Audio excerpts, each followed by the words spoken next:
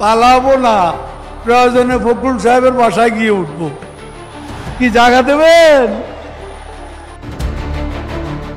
শেখ হাসিনার পর আওয়ামী লীগের ক্ষমতাধর নেতাদের মধ্যে সবার আগে উচ্চারিত নাম ওবায়দুল কাদের। এবার এক দফা শেখ হাসিনাকে কবরস্থানে পাঠাতে হবে। বড় বাজেটের দপ্তরের দায়িত্বে ছিলেন এক যুগের বেশি সময়।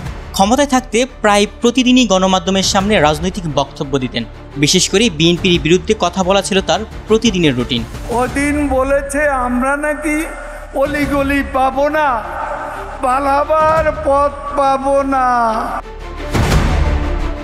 বৈষম্য বিরোধী ছাত্র আন্দোলনের সময়ও বিতর্কিত নানা মন্তব্য করেছেন ওবায়দুল কাদের। আন্দোলন দমাতে ছাত্রলীগই যথেষ্ট, তার এমন বক্তব্যের পরই আন্দোলনকারীদের উপর বর্বর হামলা চালানো হয়। তার জবাব দেওয়ার জন্য ছাত্রলীগ সহ ছাত্র জনতার অভ্যুত্থানে গত 5 আগস্ট শেখ হাসিনা সরকারের পতনের পর দলের অন্য নেতাদের মতো ওবায়দুল কাদেরও ঘা ঢাকা দিয়েছেন। এরপর থেকে আর কোনো হদিস নেই আলোচিত সমালোচিত এই রাজনীতিবিদের। তিনি দেশে আছেন নাকি বিদেশে পালিয়েছেন এ নিয়ে জল্পনা কল্পনার শেষ নেই।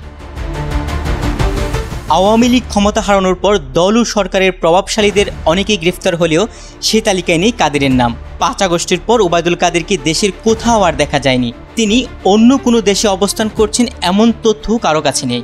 যদিও শুরুর দিকে কোনো গণমাধ্যমে বলা হয়েছিল কাদের সিঙ্গাপুরে পাড়ি জমিয়েছেন, আবার ওবায়দুল কাদের নয়াদিল্লিতে অবস্থান করছেন। আরেক সূত্রের দাবি 5 আগস্ট বিকেলে তিনি মধ্যপ্রাচ্যের একটি দেশে গিয়ে আশ্রয় নিয়েছেন। তবে এসব তথ্যের কোনোটাই নিশ্চিত করতে পারেননি কেউ।